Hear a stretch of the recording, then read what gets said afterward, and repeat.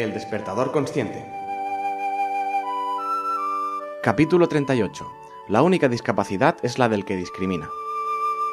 En este maravilloso planeta en el que nos ha tocado vivir, somos unos 7.000 millones de personas. Es una cifra tan elevada que cuesta imaginarse la magnitud real de lo que estamos hablando. Hagamos un pequeño juego matemático y de imaginación para ayudar a entender mejor estos números.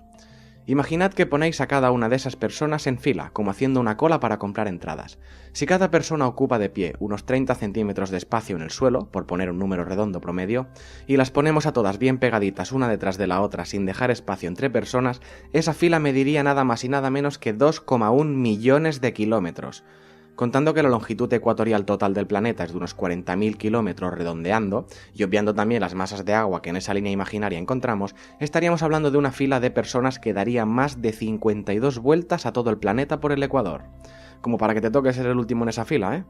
O si queréis otra comparación más difícil de imaginar, esa distancia es 5,4 veces lo que separa la Luna de la Tierra.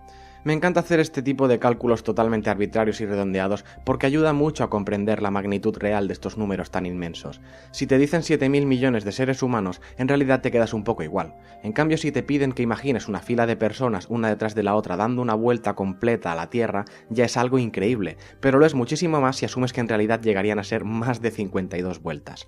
¿Y a qué viene ahora toda esta tontería numérica y qué tiene que ver con el título del capítulo?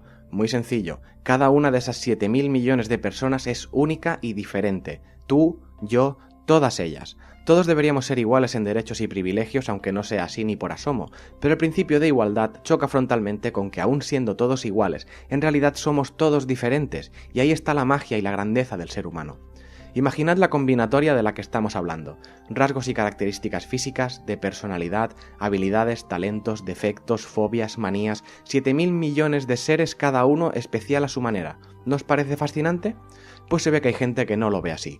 De hecho, hay ciertas personas que solo consideran normales, así entre comillas, a un bajo porcentaje de esa cifra, de los que hay que excluir a los que tienen un color de piel diferente al suyo, otras orientaciones sexuales, otras creencias religiosas. Por alguna razón, esas personas solo consideran normales a los que se les parecen en la gran mayoría de aspectos. Pero no os penséis que esto acaba aquí. Esas mismas personas también creen necesario hacer otra especie de criba interna, incluso entre los que comparten con ellos todos los aspectos anteriores de color de piel, orientación y credo.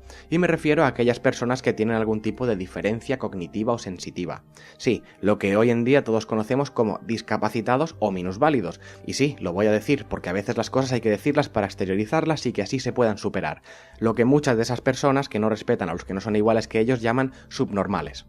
Pido perdón de antemano por usar esta palabra, pero no solo esa, sino las otras dos anteriores también. Creo que la palabra subnormal es un insulto de los gordos y yo reconozco que en momentos anteriores de mi vida la he usado más de lo debido, del mismo modo que digo que al usarla no pensaba de forma referencial en ningún tipo de persona en concreto, pero tampoco aspiro a justificarme de ninguna manera. La he usado y hace tiempo que decidí dejar de hacerlo. Y como decía, las anteriores dos palabras tampoco deberíamos usarlas. Discapacitado significa que no tiene capacidad, y minusválido que no es válido o que es menos válido que los demás por la razón que sea. Ya sé que al decir esto se me puede acusar un poco de buenismo, pero es ridículo tener palabras concretas para definir a ciertas personas, especialmente cuando solo resaltan lo negativo. A los hooligans salvajes del fútbol no se les llama minuseducados, y a los que no leen nunca un libro y solo ven telebasura no se les llama disculturizados, pero en base a estos etiquetados que sí usamos para otros aspectos, tal vez deberíamos, ¿no? Pues no, tampoco. El problema viene a ser el de siempre, la necesidad de etiquetarlo todo. Es cierto que etiquetar facilita el proceso comunicativo y puede ser útil a nivel referencial, pero quizás estamos ya en un momento de la historia humana en que eso debería dejar de ser necesario. Etiquetar solo reduce a la mínima expresión las cualidades, defectos o sencillamente las características de una persona. Dicho de otro modo, simplifica las cosas. Simplificar podría ser algo bueno, pero en este caso no lo es. El problema es que se utiliza siempre para mal, fomentando la discriminación y la división entre seres humanos, cuando el objetivo final debería ser totalmente lo opuesto. Además, debemos ser conscientes de que es un proceso que no se hace con todo el mundo. Cuando te van a presentar a alguien o te hablan de un conocido, si no entra dentro de lo que hoy comprende el colectivo de discapacitados, te pueden decir de qué color tiene el pelo y los ojos, cómo es su personalidad o incluso a qué se dedica. En cambio, cuando esa persona sí entra en los parámetros que la mayoría considera discapacitados, la cosa cambia. Y ya digo con antelación que no es un problema de todo el mundo. Yo mismo soy consciente de mi incoherencia al criticar la generalización cuando soy el primero en hacerlo diciendo todo esto. Pero si lo hago es solo con el fin de evidenciar lo que no funciona y sé perfectamente que hay gente que ya es muy consciente de esto y ha aprendido a comportarse con naturalidad ante gente con determinadas condiciones físicas o psíquicas. Lo cual es maravilloso y triste a la vez, porque cuando tienes que aprender a hacer algo, en este caso comportarte o simplemente mirar con normalidad a otro ser humano, lo que significa es que previamente lo hacías mal, y no es culpa tuya ni de los que te educaron, sino de la sociedad en general. Pero eso, que cuando te presentan o te hablan de alguien que va en silla de ruedas, que es ciego, sordo, mudo, con algún tipo de parálisis o enfermedad degenerativa, siempre es lo primero que se resalta.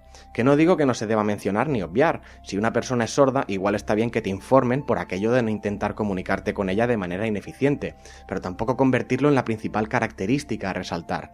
Fíjate que cuando te hablan de un amigo cualquiera no te dicen, pues tienes que conocer a mi amigo Pedro, es diabético y tiene una piedra en el riñón.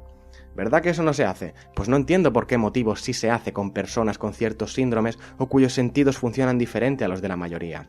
Bueno, sí lo entiendo, se hace porque son temas que se consideran sensibles y delicados cuando no tendría por qué ser así. Se tendría que mostrar respeto, eso siempre, pero no solo ante personas con condiciones diferentes, sino con todo el mundo. Cuando se remarca en exceso determinada condición, es como que te avisan para que estés alerta y debes tenerlo en cuenta en todo momento, siendo este el primer paso hacia la discriminación. Supongo que se hace para evitar situaciones incómodas, como por ejemplo al conocer a una persona invidente que alguien le pregunte si ha visto lo bonitas que son sus nuevas gafas. Pero es que eso en esencia no tendría por qué ser incómodo tampoco, quizás incluso pueda ser algo anecdótico que la propia persona invidente se tome con humor y dé pie a romper el hielo. Siempre que no se haga con mala fe o con intención de burla, un hecho así tendrá la relevancia que cada uno quiera darle. De hecho, en la mayoría de casos, las personas con ciertas condiciones y con una mentalidad sana y abierta son las primeras en bromear y tomarse con humor y filosofía su condición. Igual que entre mis amigos es habitual hacer bromas sobre lo calvos que se están quedando algunos o lo mucho que otros han engordado, sin maldad y siempre desde el cariño. Y los que deciden hacerlo a mala fe, sinceramente, dicen más de ellos mismos con su intento de mofa que de los demás. Os puedo asegurar, por todas las personas que conozco con diferentes condiciones, que lo único que quieren es ser tratadas de la misma manera que tratarías a cualquiera. Si ellas y ellos viven su vida con naturalidad y no hacen ningún tipo de hincapié en sus condiciones, ¿quién eres tú para hacerlo? Al final todo se reduce a que somos los demás los que le damos importancia a sus condiciones, porque el tema no es que ellos quieran que les tratemos como una persona normal, es que son personas normales. Parece mentira que a estas alturas de la vida todavía haya gente que no entienda esto. Aunque no por ello es menos cierto que hay personas con ciertas condiciones que se aprovechan un poco de su situación, incluso sacando partido para generar lástima o incluso para obtener beneficios y ayudas. Pero eso no es problema de la discapacidad, es problema de la persona en concreto, igual que los hay que sin ninguna condición concreta fingen enfermedades para que les den la baja o indemnizaciones en accidentes, o igual que hay personas que se aferran a patologías como la depresión para despertar lástima y llamar la atención. Repito, el problema real nunca es de la condición o de la patología, sino de la persona, y en la mayoría de casos de este estilo tampoco es una cuestión de maldad o exceso de picaresca, sino de traumas y movidas emocionales que se llevan arrastrando toda la vida. A estas personas no hay que juzgarlas por lo que hacen, hay que ofrecerles ayuda, porque ellas y ellos sí que necesitan ayuda realmente, y a poder ser urgente. Otra cosa a tener en cuenta en este tema es que a lo largo de la historia hemos ido moldeando nuestro mundo a nuestra escala y en base a nuestra percepción de la vida. La mayoría ni nos damos cuenta de esto, porque damos por hecho que es lo normal, pero no lo es. Si os fijáis en la naturaleza veréis que no todo es así. Mirad el tamaño de los árboles, eso no está hecho a nuestra escala, igual que tampoco lo está un hormiguero. El ser humano suele guiarse por la vida mediante el sentido de la vista y en un segundo plano quizás por el oído. En cambio hay animales con una vista y un oído pésimos que se guían por el olfato, así como hay ciertos animales subterráneos cuyo principal sentido es el tacto. Ahora imaginad que aparece de repente un platillo volador y os abduce para llevaros a su mundo. En ese lugar todo es el triple de grande que aquí y no hay ningún tipo de luz. De hecho, pongamos que ellos ni siquiera hablan oralmente, sino que se comunican mentalmente por telepatía. ¿Qué haríais? ¿Cómo puede defenderse un humano en un medio o entorno que no está adaptado a su percepción de la vida ni a su tamaño? Y no solo eso, sino que encima tuvieras que aguantar que esos seres de otro mundo te llamasen subnormal y otras lindezas simplemente porque no eres capaz de adaptarte y funcionar con lo que ellos entienden por normalidad. Desagradable, ¿verdad? Pues aún en la exageración, esa es la vida que muchas personas están obligadas a llevar hoy y no en un planeta lejano, sino en este, en el suyo propio. Y lo mejor de todo es que la mayoría, aún con la dificultad que esto implica, se desenvuelven la mar de bien. ¿Y tú eres uno de los que se creen superiores a ellos por algún motivo? Si piensas así, cualquiera de ellos, cualquiera, te podría dar una lección de vida que necesitarías reencarnarte 15 veces para poder asimilarla. Yo, por lo menos, con toda la humildad posible, admiro su valor y su destreza, pero sobre todo su actitud ante la vida. Evidentemente todo lleva un proceso de aprendizaje, especialmente si la condición no es de nacimiento, sino adquirida con cierta edad, pero en cualquiera de los dos casos, todos esos a los que algunos se atreven a ridiculizar tienen un mérito increíble por haber sido capaces de adaptarse a un mundo que nunca, o casi nunca, ha hecho nada por adaptarse a ellos.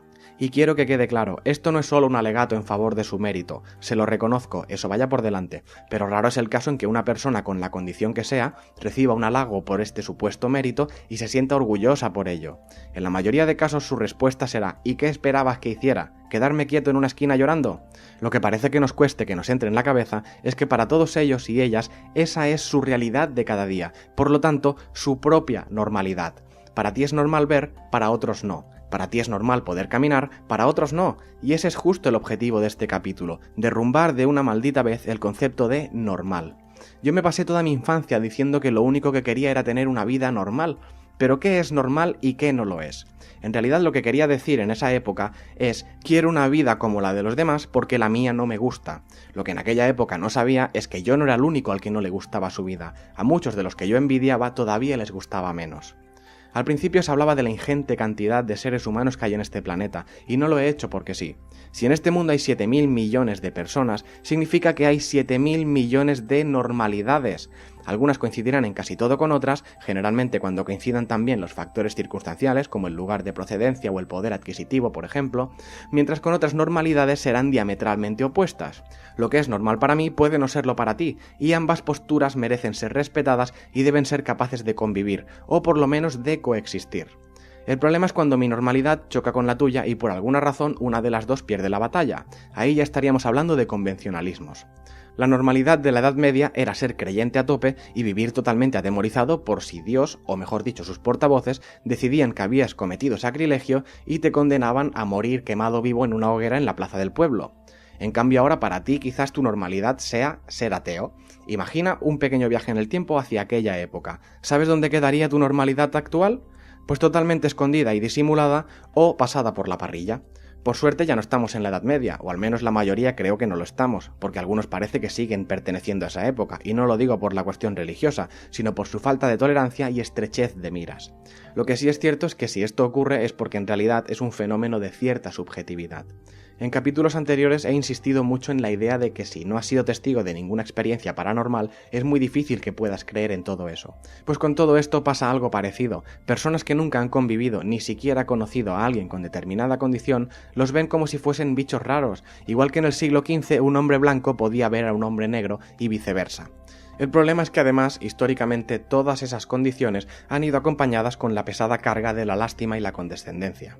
Creo que es un lastre que ya deberíamos sacarnos de encima, no solo por todas esas personas, sino por nosotros mismos. No somos conscientes del efecto devastador que tienen este tipo de actitudes hacia los demás. Ves a alguien en silla de ruedas o con un bastón blanco y enseguida piensas en la vida tan dura que ha tenido que llevar, en lo terriblemente difícil que debe ser vivir como él o como ella. La primera pregunta en este caso debería ser, ¿y tú qué sabes? Das por hecho que esa persona, por no poder caminar o no poder ver, ha de ser terriblemente infeliz, cuando tal vez sea mucho más feliz que tú y se acepta a sí mismo tal y como es, cosa que no pueden decir muchos. Algo parecido a lo que les ocurre a las personas con alguna afectación neurológica, psíquica o con cualquier tipo de trastorno genético poco habitual. Tened clara una cosa, la mayoría de personas con síndrome de Down no son unos pobrecitos desgraciados que no pueden valerse por sí mismos. Al contrario, si acaso en algún momento se sienten desgraciados, suele ser por todo el rechazo y la burla que reciben de los que supuestamente nos consideramos normales. Lo triste en estos casos es que somos nosotros los que les hacemos sentirse menos a ellos, pero por ellos mismos, si nadie se hubiese empeñado en dejarles claro que son diferentes y muchos incluso remarcarles que son inferiores, ellos y ellas seguramente ni serían conscientes de esas diferencias, no porque no tengan la capacidad mental para darse cuenta de eso, sino porque acostumbran a ser personas muy nobles, muy emotivas y de escasa maldad. Que sí, que algunos también tienen su puntito de picardía, pero suele ser más bien aprendido que innato. Por lo tanto, ¿quién es el verdadero discapacitado en todo esto? ¿Todos ellos o aquel que no es capaz de ver la belleza en la diversidad y la diferencia, así como aceptar sin remilgos ni condescendencias a otros seres humanos? Y sí, sé que es muy fácil decir todo esto cuando yo en principio no tengo ninguna condición, pero lo que tengo claro es que tenerla o no ha sido una cuestión de buena suerte o mala suerte, si acaso ha sido simplemente una cuestión de azar, que no es lo mismo. Mi vida es la que es en base a lo que me ha tocado ser y la suma de todas las experiencias por las que he pasado en esta misma vida. Exactamente lo mismo, y repito, exactamente lo mismo para cualquier persona con cualquier condición mental, perceptiva o física. Es más, alguna vez lo he mencionado, pero hay teorías de tipo metafísico o espirituales que dicen que antes de venir al mundo, siempre partiendo de la base que podemos reencarnarnos y todo eso, elegimos a dónde vamos a parar, así como todas las condiciones que conformarán nuestra vida venidera, incluida la apariencia y las condiciones físicas, la familia que nos toca, todo. Supongo que muchos se preguntarán ahora mismo, ¿y si esa teoría es cierta, cómo es posible que haya gente con deformidades, con parálisis o con sentidos disfuncionales de nacimiento? Y la respuesta es muy sencilla, porque esos seres vienen aquí a tener una experiencia diferente, incluso, por qué no decirlo, a tener una experiencia vital más difícil. ¿Y sabéis qué es lo mejor en la mayoría de estos casos? Que no solo su experiencia será más difícil, sino que aprenderán mucho más que cualquiera dentro de la normalidad habitual de nuestro mundo. Hay miles de personas de nuestro alrededor que lo tienen todo, viven con el mundo a sus pies, diseñado exactamente para cubrir todas sus necesidades, tienen salud, familia, algunos hasta tienen riquezas, y aún así se sienten profundamente desgraciados. En cambio, otros que encima son mirados con condescendencia, pena, incluso desprecio por sus condiciones, se enfrentan al mundo con la intención de comérselo, aun cuando lo tienen todo en contra y encima llegan a ser felices.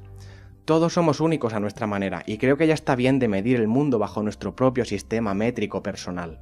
Yo debo decidir lo que quiero en mi vida y luchar por conseguirlo, pero eso se aplica absolutamente a todo el mundo, haya condiciones o normalidades diferentes de por medio o no.